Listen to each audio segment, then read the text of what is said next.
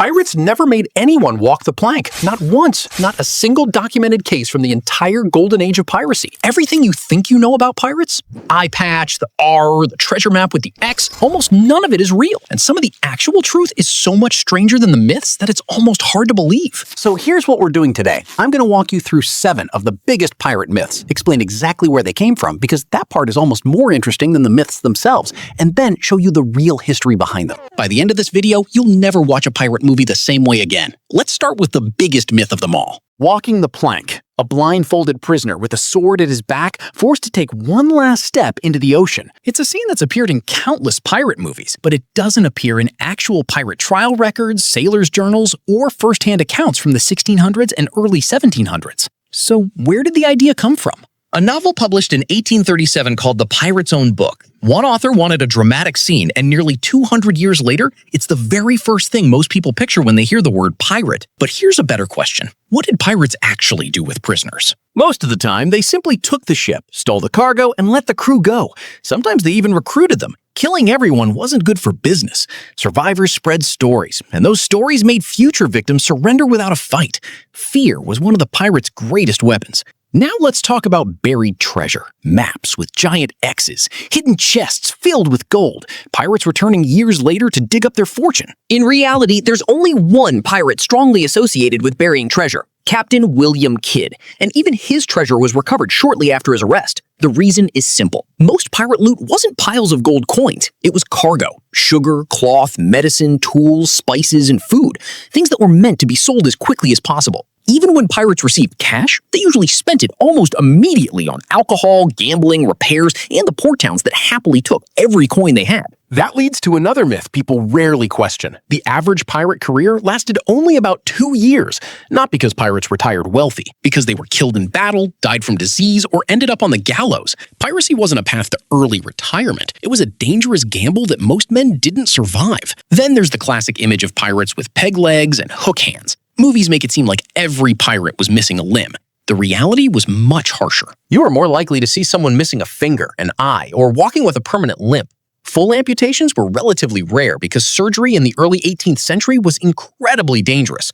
There were no antibiotics, very little effective anesthesia, and a high chance of dying from infection. In fact, the person performing the operation usually wasn't even a doctor. It was often the ship's carpenter. The same man who repaired the mast might also be the one holding the saw. Now, let's look at the eye patch. Most people assume pirates wore eye patches because they lost an eye. Some certainly had, but there's another theory that's become surprisingly popular. Ships didn't have electric lighting. Sailors constantly moved between the bright deck and the dark interior of the ship. Keeping one eye covered would allow that eye to remain adjusted to darkness. When going below deck, a sailor could simply switch the patch to the other eye and immediately see better. It's a clever idea. It's scientifically possible, but historians still debate whether pirates actually used eye patches this way. We don't have contemporary evidence proving it, so it's best treated as an interesting theory rather than established fact. Now let's talk about the way pirates supposedly spoke. Arr, matey. Believe it or not, that famous pirate voice isn't from the golden age of piracy. It's from 1950. Actor Robert Newton played Long John Silver in Disney's Treasure Island, using an exaggerated West Country English accent.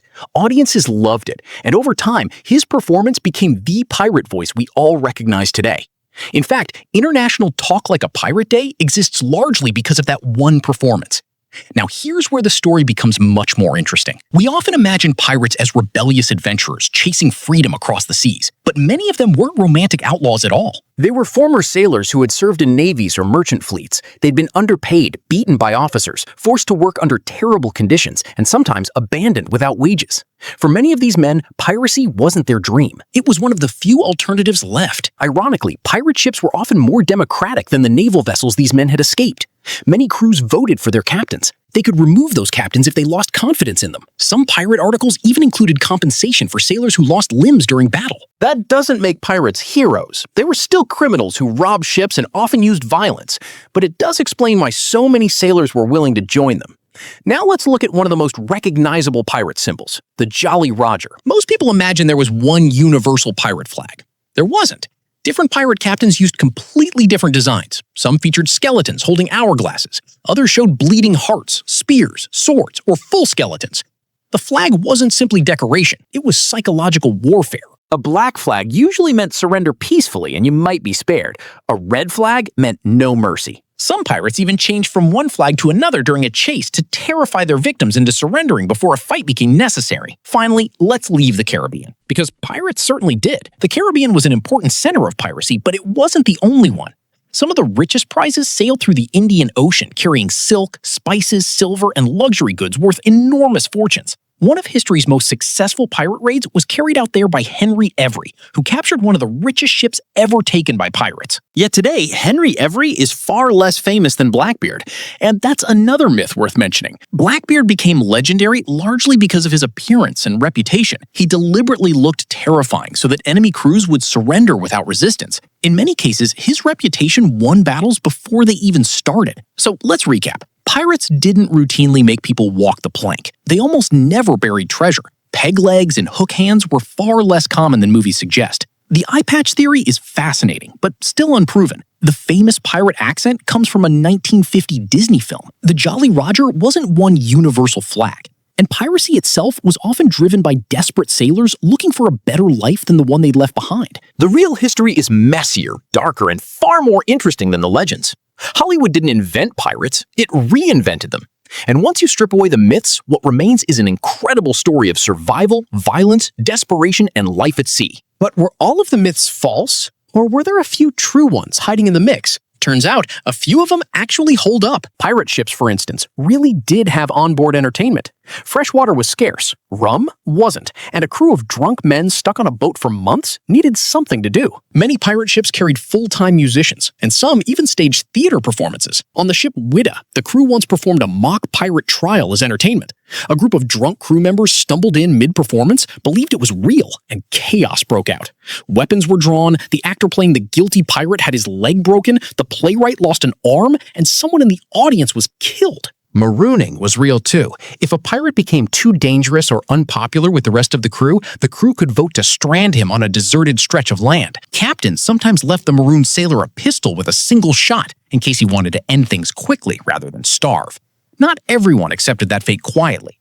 One pirate, Edward England, built a raft from scratch and sailed it all the way to Madagascar. And then there's the Pirate Code, which ties back to something mentioned earlier. Pirate crews really did operate under a set of agreed-upon rules before setting sail.